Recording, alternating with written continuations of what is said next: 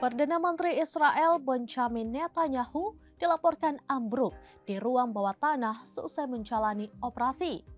Selama Netanyahu menjalani proses pemulihan, pemerintahan Israel pun diambil alih.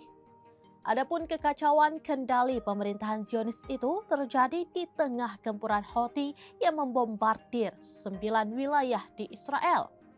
Sebelumnya diberitakan Netanyahu menjalani operasi pengangkatan prostat pada Minggu 29 Desember lalu. Kantor Perdana Menteri Israel mengkonfirmasi bahwa Netanyahu mengalami infeksi saluran kemih akibat pembesaran prostat jinak. Mengutip Tribunnews.com pada Rabu 1 Januari 2025, media lokal Israel melaporkan Netanyahu ambruk hingga menjalani proses pemulihan di ruang bawah tanah. Oleh sebab itu, Menteri Kehakiman Yariv Levin untuk sementara akan mengambil alih peran sebagai pelaksana tugas Perdana Menteri hingga Netanyahu kembali.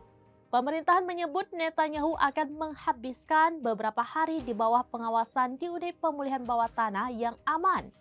Di satu sisi, Houthi meluncurkan serangan besar-besaran pada Selasa 31 Desember pagi. Serangan itu diluncurkan saat Netanyahu masih menjalani proses pemulihan di ruang bawah tanah. Rudal Houthi dilaporkan menyasar ke 9 wilayah di Israel. Namun seusai serangan Houthi, Netanyahu nekat menghadiri pemungutan suara di parlemen pada Selasa 31 Desember 2024.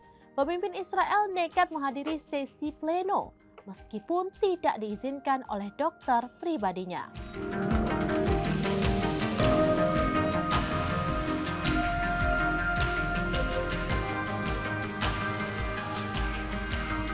Demikian informasi terkini Syedar Alun. Saksikan terus beragam informasi lainnya. Coba like dan share seluruh akun serambinews.com.